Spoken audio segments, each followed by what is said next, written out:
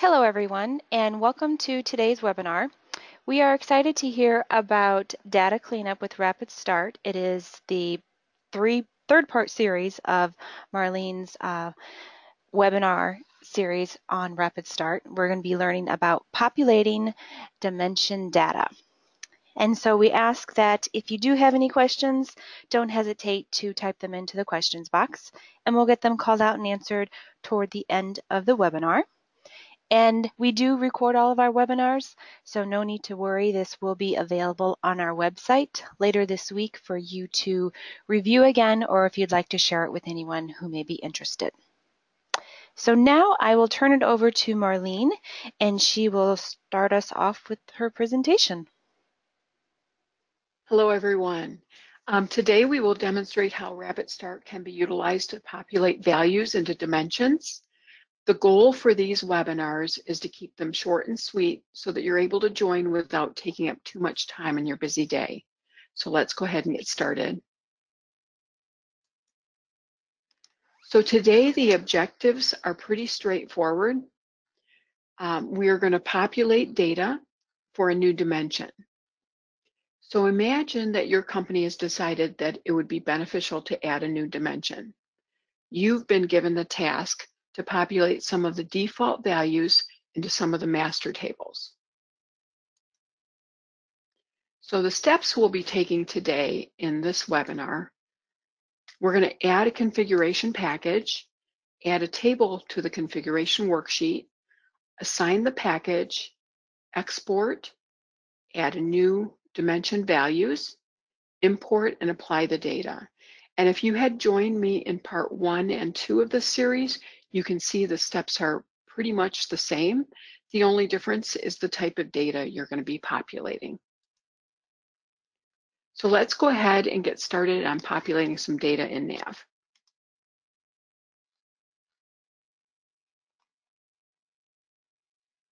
So I'm going to go ahead and populate data into a global dimension called department. So I'm just going to show you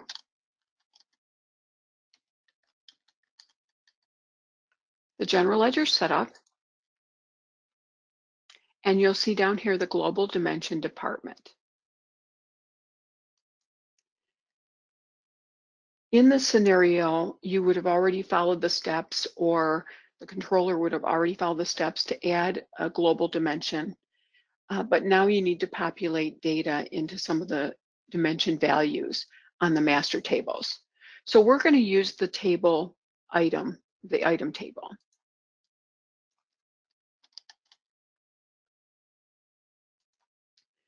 And the company has decided that they would like all of the computer items that we purchase for the employees to default to the Department of Admin. So if I go into one of these and look at the dimensions, you're going to see currently there are no dimensions on this item.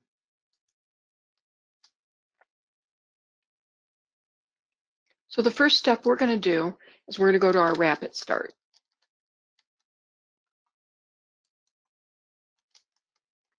And I'm going to create a package for us to work in today.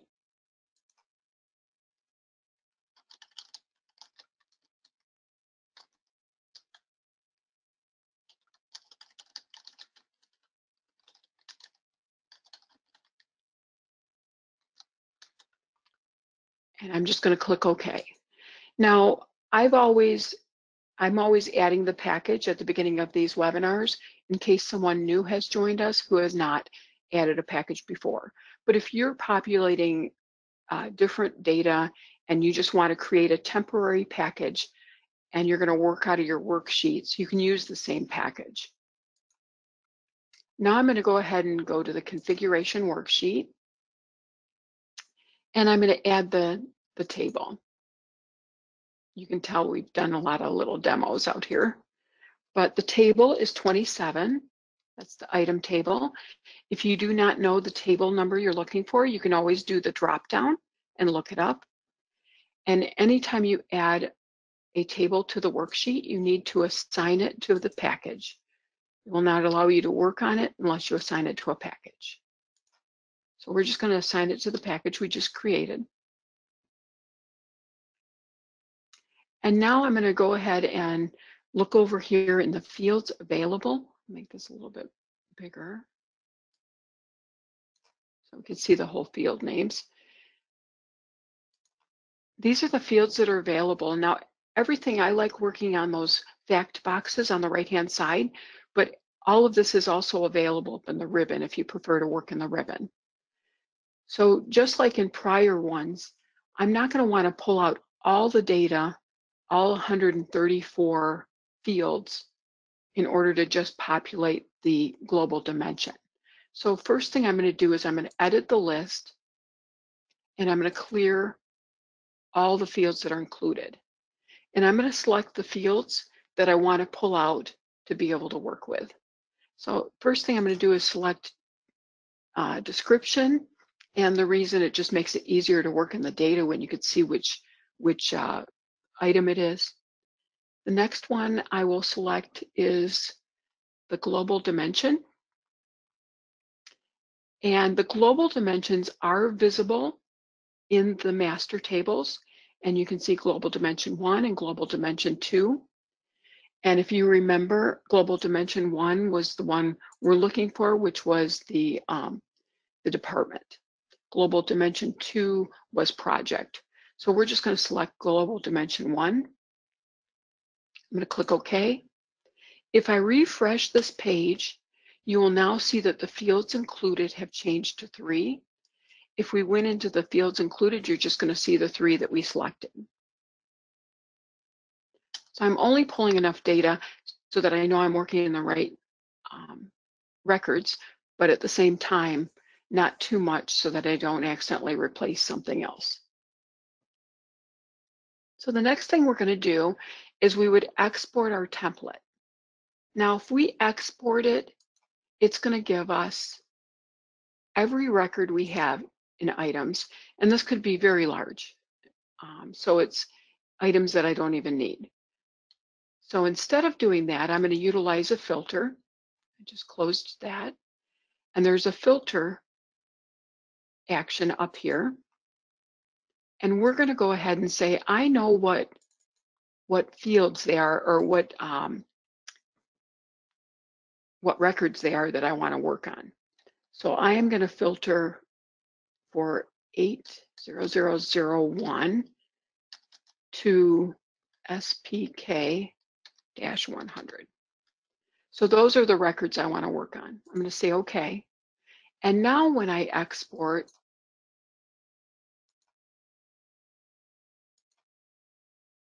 and it exports it to Excel. Now when I export, you'll see it starts off with 8001.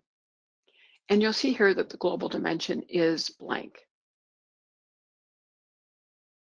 So the first thing after that I'm going to do is I'm going to save it so that I can work on it. I'm going to just call this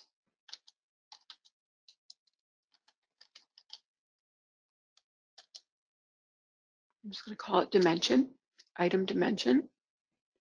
And then the first thing we're going to do, now this has to be exact, so we're going to type in ADM. That's the code for that global dimension.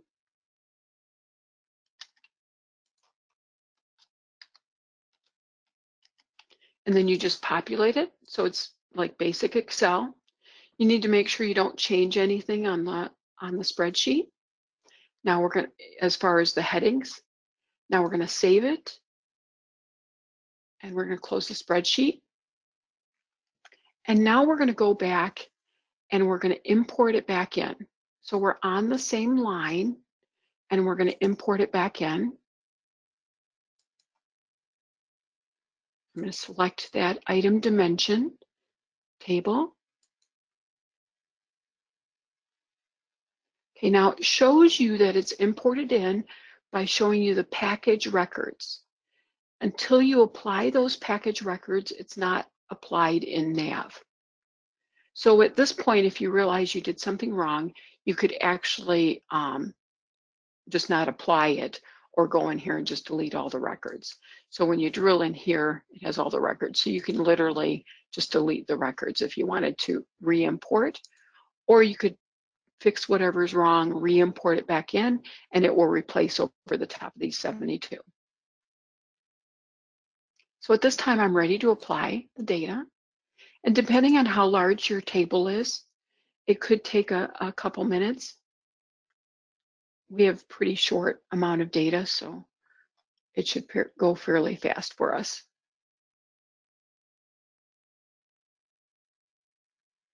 It'll come up and it'll tell you when it's completed. There we go. So it processed and there were zero errors found, and it modified 72 records. So let's go see what it did. So if we go back to our items,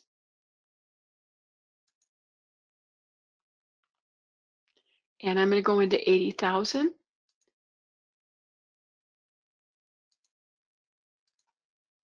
And I've got my dimension on department. So that's always very exciting when it works. So the next thing I want to do is we saw in the table that you have global dimensions listed in the master tables. But how do you handle shortcut dimensions? Go back and do our setup, our general ledger setup, so that you can see there are shortcut dimensions here. And we didn't see that anywhere in that table. There is, if you're wanting to set up default dimensions for shortcut dimensions, there is another table that you can utilize.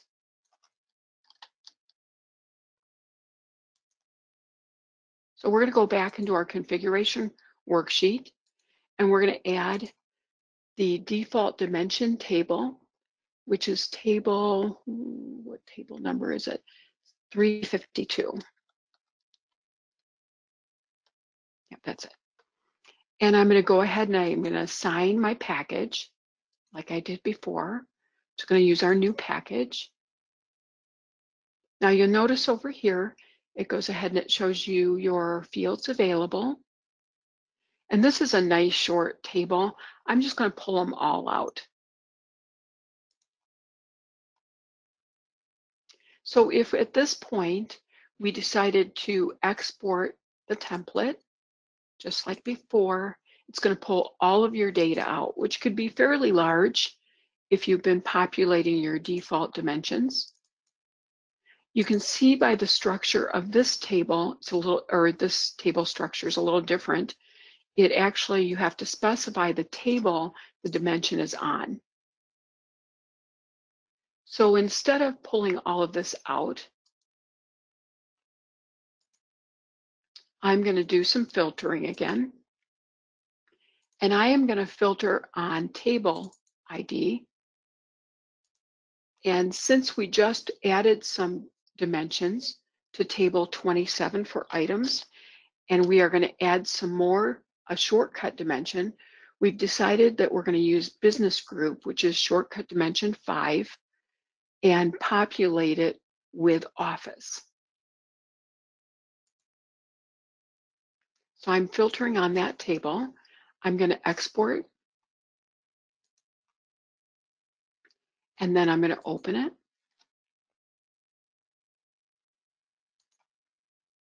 And you're going to see that on this table, all we have is table 27, and they are all the records that we just added department to.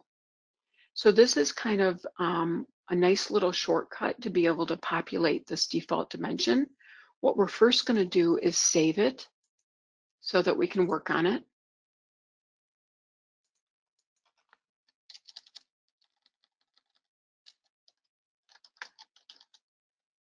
And this one, I'm going to call it shortcut.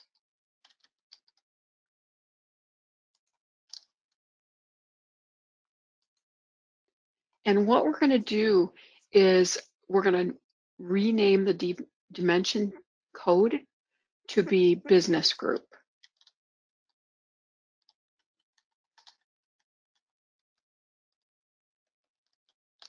And that was the dimension name on the shortcut dimension.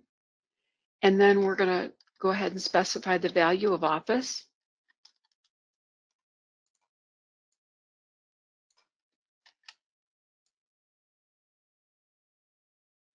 And I'm just going to copy it all the way down.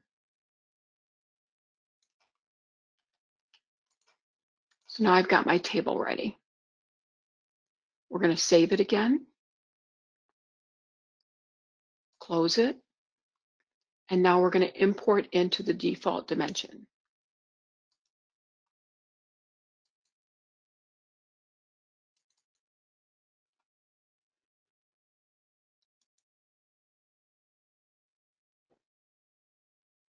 Okay, it has 72 records. We're going to apply the data.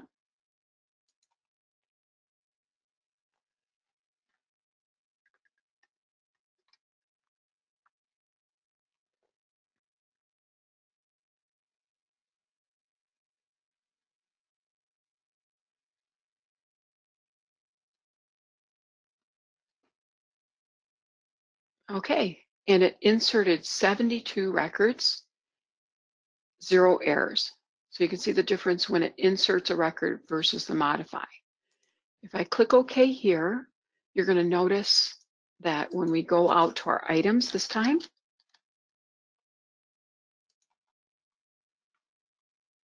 and I look at the dimension,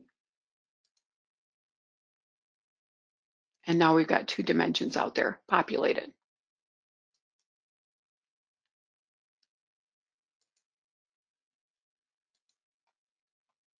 So if we were to export, and we still have that filter on for table 27, you will see now that on the default dimension, it has 2 dimension records, or 2 dimension records for each item.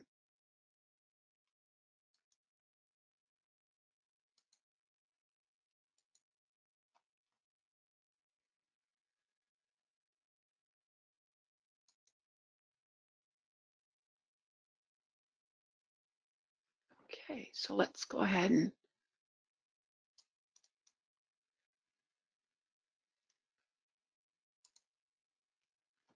so common errors. I always like to cover common errors in any of this RapidStart webinars. One for this table might be where the field contains a value IT that cannot be found. You can see the error here. And what that actually means is that you're trying to apply a value into that dimension that does not exist. So if we were to go to dimensions,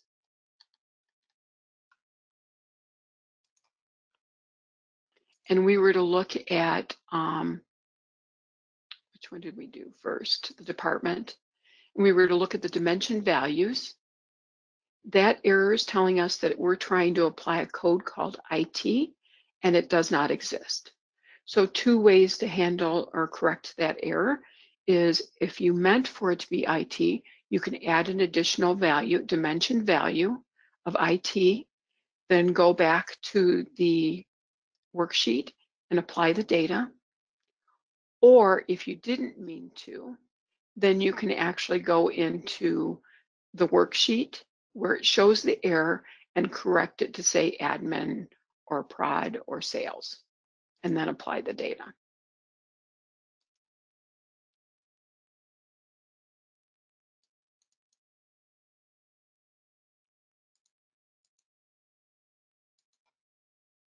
Another common error, which I cover on each of these, it's the configuration package table does not exist. This is a really common error, but you'll be surprised at how many times it happens. And what that shows you is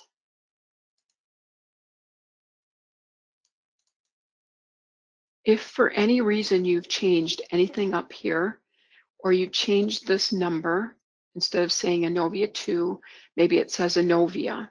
When you go to import it back in, if that package name does not match what's in nav here, then it will give you that error. So the easy way to take care of that is to modify the worksheet to have the same package name as it does in your nav worksheet. The most common time I see that is when you're pulling data from a different database and importing it into a new database. The names might not match.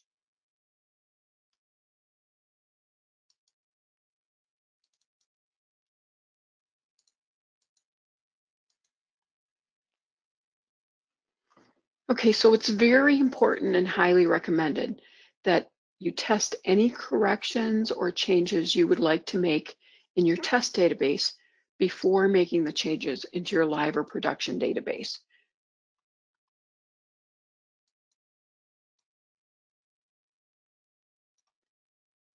I would like to request if anyone has any suggestions on what they'd like to see in RapidStart. As you can see, I'm kind of passionate about RapidStart. I love using it. If you do have any suggestions, please feel free to put them in the questions box, or you can email us at info@innovia.com and refer to this webinar. I may use them in an upcoming series on RapidStart. I will be currently adding how to correct RapidStart errors as a session based off a suggestion from Natasha. And we'll let you know once that's scheduled. And then also last session, Melissa had suggested working in the purchasing. So I'm working with her right now on coming up with ideas on purchasing webinar for RapidStart. If you decide to make any suggestions and we use them in the upcoming webinars, we'll send you a little gift certificate as a thanks. Of course, it can't be one I've already got scheduled. Angie, are there any questions that anyone has? No, there are not. Okay. Okay, well, good. I hope that this was beneficial for you. This finishes the third of our three-part series, and I'd like to thank you for joining me. I hope you were able to see the unlimited possibilities in RapidStart. As I stated in the beginning of the webinar, the goal is to make these webinars nice and short so that you're able to join without taking too much time out of your busy day. I hope I've accomplished this for you. As we schedule more RapidStart webinars, I hope you'll join us. Thank you. All right, thanks, Marlene. That was very informative. And thank you for everyone who have attended. We appreciate that. And I just want to let you know that we do have a couple more this week coming up. Tomorrow we have Maximizing Your Dynamics Nav Performance with SQL Performance Tools from Kixis Group. They will be presenting tomorrow. And then on Thursday, the 13th, our very own Steve Waltz will be presenting on cracking the CRM code. So if you're interested in any of those webinars or any of our future webinars, we encourage you to register for them and encourage other fellow coworkers too. All right, well, thank you everyone again for attending. We look forward to seeing you on one of our future webinars. And if you're going to any conferences this fall, we will be at Directions and Summit. So we look forward to seeing you there. At Summit, we're going to be at booth 529. So we would love to meet any of you and your coworkers at Summit. All right. Everyone have a great day, and we'll see you on one of our future webinars. Bye-bye. Bye.